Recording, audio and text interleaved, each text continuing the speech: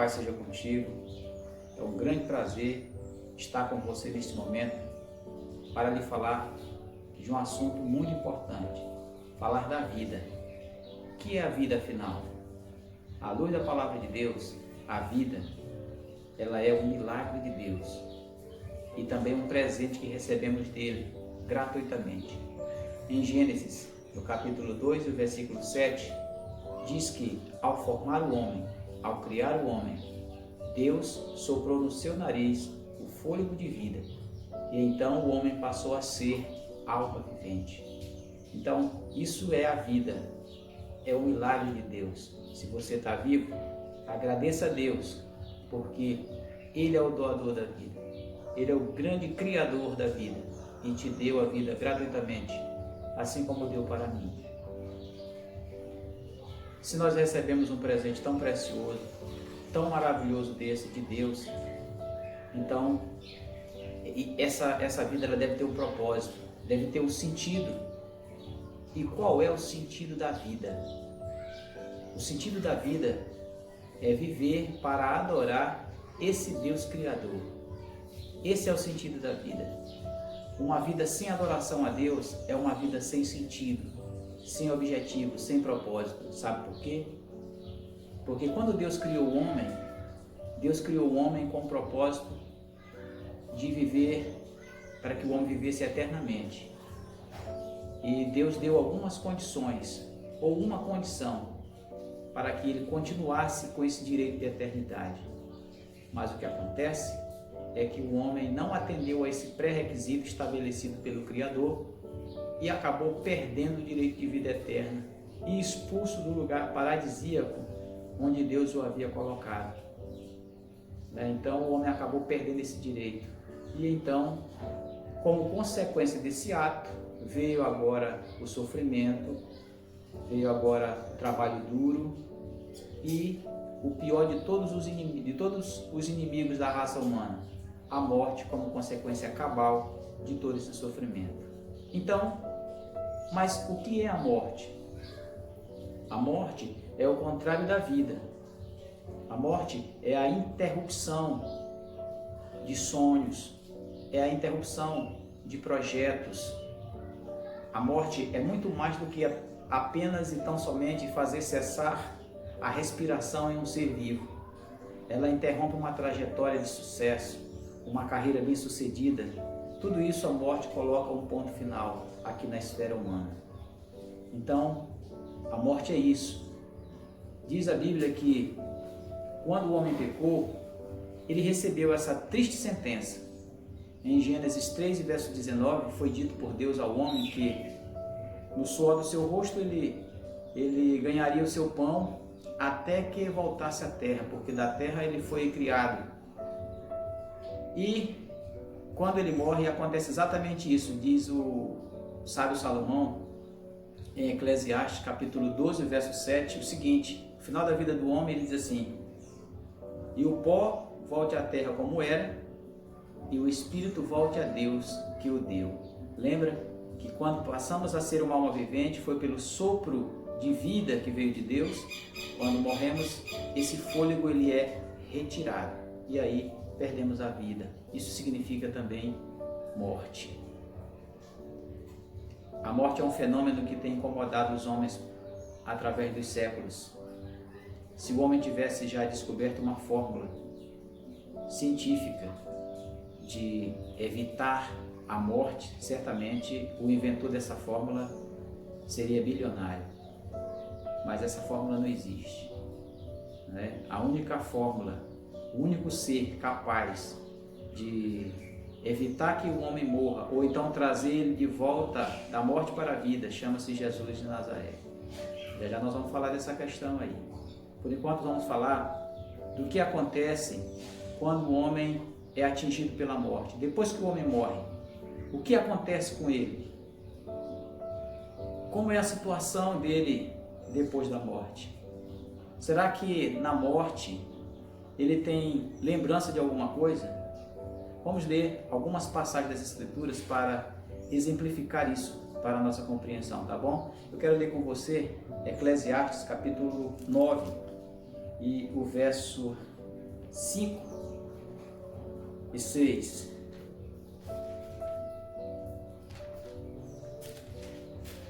Diz a palavra assim, porque os vivos sabem que hão de morrer, mas os mortos não sabem coisa nenhuma, nem tampouco eles têm jamais recompensa, mas a sua memória ficou entregue ao esquecimento.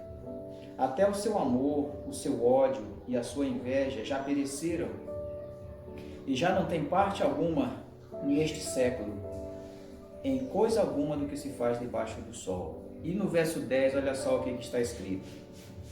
Tudo quanto te vier a mão para fazer, faze-o conforme as tuas forças, porque na sepultura para onde tu vais, não há obra, nem indústria, nem ciência, nem sabedoria alguma.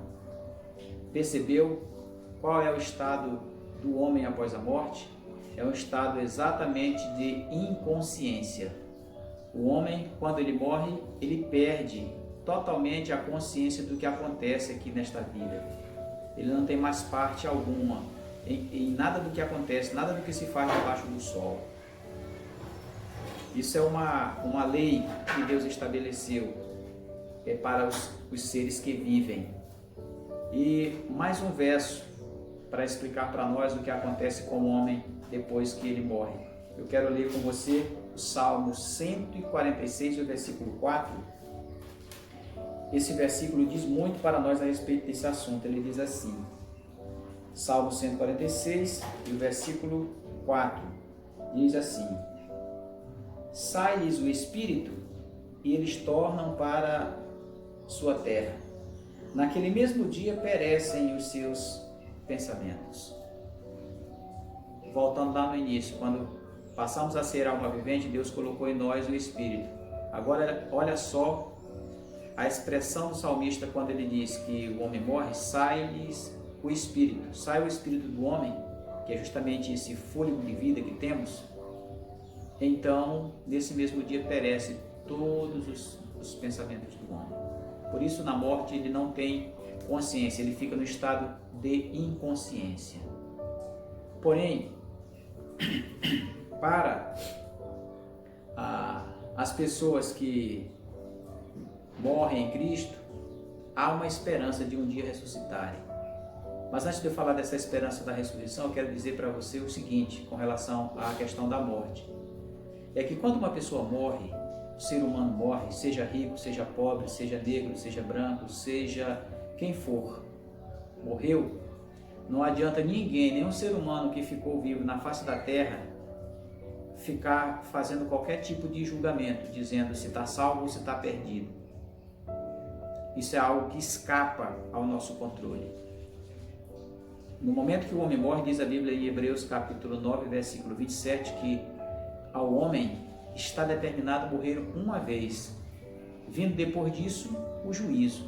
Então, depois que o homem morre, segue-se ao juízo de Deus. E o que será feito do destino dele depois da morte, cabe apenas e tão somente a Deus decidir. Por isso é que depois que o homem morre, segue-se ao juízo, tá? Agora, para aquelas pessoas que morreram em Cristo, há uma esperança gloriosa de uma ressurreição, ou seja, voltar a viver. Jesus prometeu, ele diz assim no capítulo 5, versículo 28 e 29 do Evangelho de São João. Ele diz o seguinte: não vos maravilheis disto, porque vem a hora em que todos os que se acham nos túmulos ouvirão a sua voz e sairão. Os que tiverem feito bem, para a ressurreição da vida, e os que tiverem feito mal, para a ressurreição da condenação. Tá? Então, haverá uma ressurreição. Para os que fizeram bem, para os que praticaram a justiça, eles ressuscitarão para a vida eterna, aquela mesma vida que foi perdida lá no Jardim do Éden. Para os que fizeram mal, para os que se desviaram do caminho reto, há o juízo da condenação. A ressurreição será para enfrentar a condenação eterna, que significa a morte eterna, de onde não terão mais a chance de voltar a viver jamais. Lembremos o seguinte, mais uma promessa especial que Jesus faz no capítulo 5, verso 24 de João também. Ele diz que quando a pessoa aceita Cristo, Quem crê em Cristo não morre, mas passou da morte para a vida. Então, quando a pessoa vivia sem Cristo, ele estava de fato destinado à morte, à condenação. Mas a partir do momento que essa pessoa se encontra com Cristo e reconhece em Cristo a oportunidade de salvação, a chance de vida eterna que ela tanto quer, que ela tanto deseja, e ela abre o seu coração para Cristo, então Cristo disse que agora ela passou da morte para a vida, porque Cristo é a vida. Ele é a vida. Ele disse: eu sou a ressurreição e a vida. Quem crê em mim, ainda que esteja morto, viverá. São João capítulo 11, verso 25. E no 26 ele diz: e todo aquele que vive e crê em mim não morrerá eternamente. Então, por isso é importante viver esta vida e aproveitar essa oportunidade que a vida nos dá para garantir o nosso destino eterno. A vida é uma realidade. A vida está em Jesus e somente Ele pode garantir a cada um de nós que passemos da morte para a vida. Depois que os nossos pais pecaram e foram destituídos da glória de Deus, conforme Romanos 3, verso 23, o mundo inteiro, a humanidade inteira, ficou condenada à morte. Por isso foi necessário Jesus vir a este mundo para pagar o preço do nosso resgate. Por isso, cada um de nós, eu e você, temos a redenção e a salvação na pessoa de Jesus, porque Ele viveu vida justa, vida reta, sem pecado, e ofereceu o sacrifício perfeito, o sacrifício expiatório que foi aceito pelo Pai, no meu lugar e no seu lugar. E agora, meu querido irmão e amigo, cabe a você e a mim aproveitar esta oportunidade que temos de garantir a vida. Eu quero ler para você o último verso dessa apresentação. O mesmo se encontra em 2 Coríntios, no capítulo 6, o versículo 2. Nós iremos ler agora esse texto. Ele diz assim: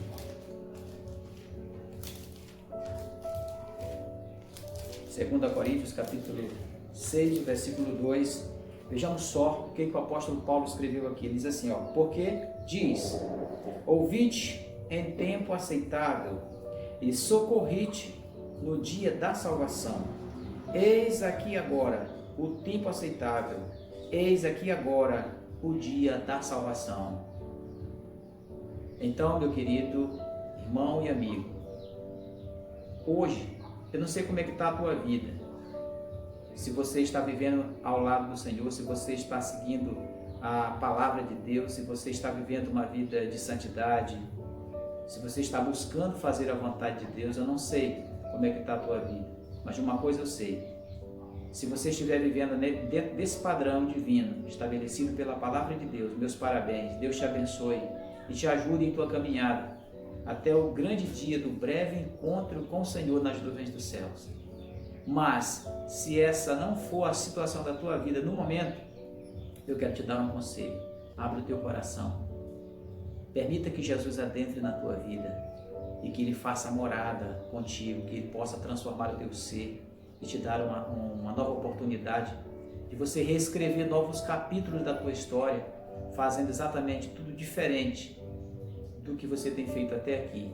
Que você possa melhorar nas áreas em que tem acertado, que você possa corrigir os seus erros onde você tem errado até aqui, à luz da palavra de Deus. Que a palavra de Deus seja na tua vida lâmpada para os teus pés e luz para o teu caminho. Quero aqui agradecer a oportunidade, a atenção de vocês. Que Deus te abençoe poderosamente em nome de Jesus.